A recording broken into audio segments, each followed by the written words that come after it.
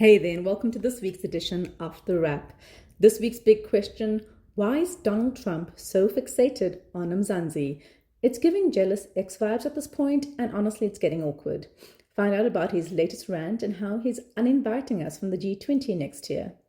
Our take: he's probably just salty that we actually made things happen and got world leaders to, well, agree on something, get the lowdown on the G20 in our longer briefs.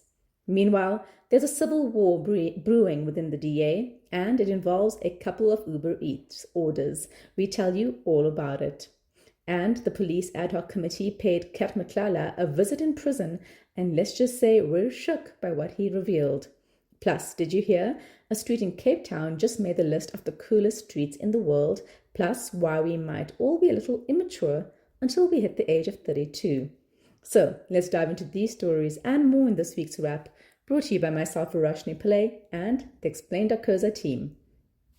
First up in your national news, the spat between DA leader John Steenhuisen and axed Minister Dion George is growing. We told you last week about the previous drama. On Sunday, City Press revealed more. George, as the DA's federal finance chairperson, blocked Steenhuisen's party credit card, reportedly over personal charges, including Uber Eats. Yummy. Steenhuisen called it revenge over George's ministerial axing, with further accusations flying between their factions. Yikes. The DA's Federal Legal Commission will investigate the dispute, Helen Ziller said on Monday. South Africa officially classified GBV as a national disaster. President Cyril Ramaphosa upgraded it last week from a national crisis under the Disaster Management Act.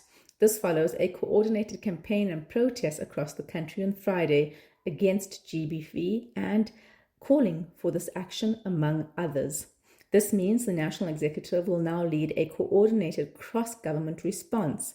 Think policing, justice, social services, health, education, and more, which will intensify prevention, support, and rehabilitation efforts. Here's hoping all of that translates into real action. Jailed Tinder kingpin Vusimuzi Cat Matlala said that he paid former Police Minister Bekele 500,000 rand to kill police probes into his dodgy dealings.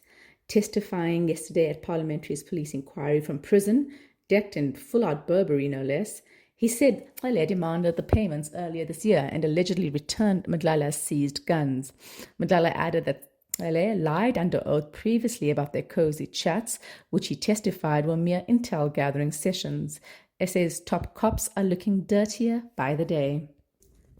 Cape Town's Kloof Street made Time out a list of the 31 coolest streets in the world for 2025. The list, released last week, is a tastemaker for tourists everywhere, and Kloof nabbed spot 22 between similarly trendy strips in Madrid and London. The street's mix of Victorian facades, bricky lace balconies, concept stores, cocktail dens, and a hint of after-dark mischief clinched its spot. Foodie favorites include Kloof Konbini, Blondie, Vadivelu, and the iconic Kloof Street House. December plans, anyone? The Proteas won South Africa's first Test series in India in 25 years. They delivered a 408-run thrashing yesterday, winning the series 2-0 and handing India their worst ever home defeat in terms of runs. Spinner Simon Harmer made man of the series, while Temba Bavuma captained a proper team effort that outplayed a rattled Indian side, now reeling from 5 home losses in 7 tests. The cricket world has flipped. Now the Proteas are on top. Moving on to your international briefs, New York's Democrat Socialist Mayor-elect Zoran Mamdani thoroughly charmed Trump. Conservative pundits predicted blood ahead of their scheduled chat last Friday. Instead, Trump said they agreed, quote, a lot more than I would have thought, close quote. He beamed, patted Mamdani's arm, and even told him it was okay to call him a fascist. Just weeks ago, Trump threatened to yank New York's funding, invoke the National Guard, and even arrest Mamdani. Mamdani, on his part, stuck to his key issues: affordability for New Yorkers. The world may be losing the climate fight, but COP30 insists the gloves are not off just yet. The UN's annual climate summit wrapped this week in Brazil after 2 bumpy weeks of walkouts, rampant fires, and fears it might all fall apart. Still, countries squeezed out a fragile deal: more adaptation funding, a just transition mechanism, and long overdue recognition of indigenous land rights.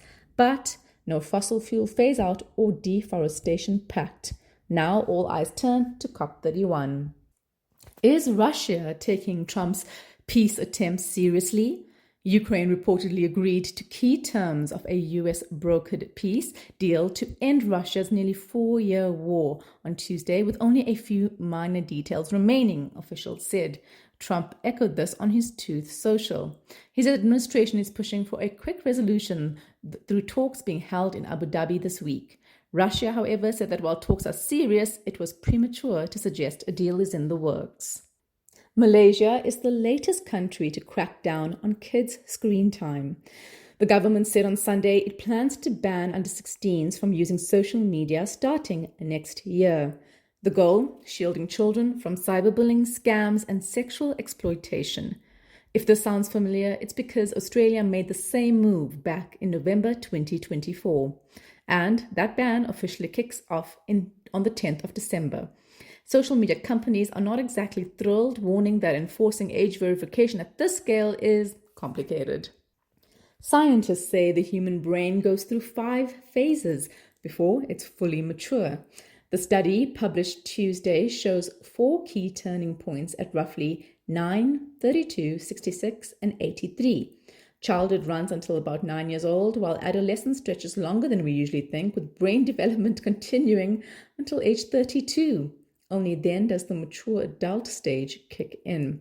Adulthood lasts till around 66, marking early aging, and the final phase, late aging, hits at 83. Time to rethink maturity. Moving on to your big story, South Africa woke up to a diplomatic slap yesterday. US President Donald Trump has uninvited us from next year's G20 summit in Miami.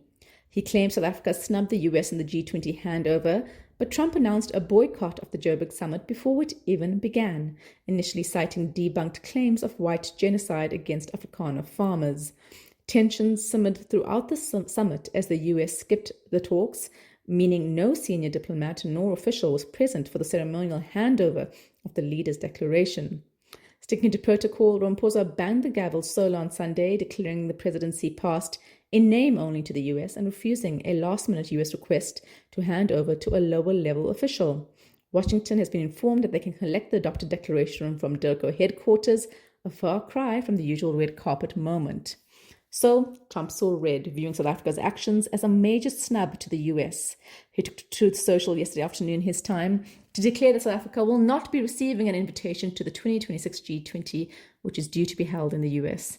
He also doubled down on his accusations of a white genocide, claims which have been widely debunked and fact-checked.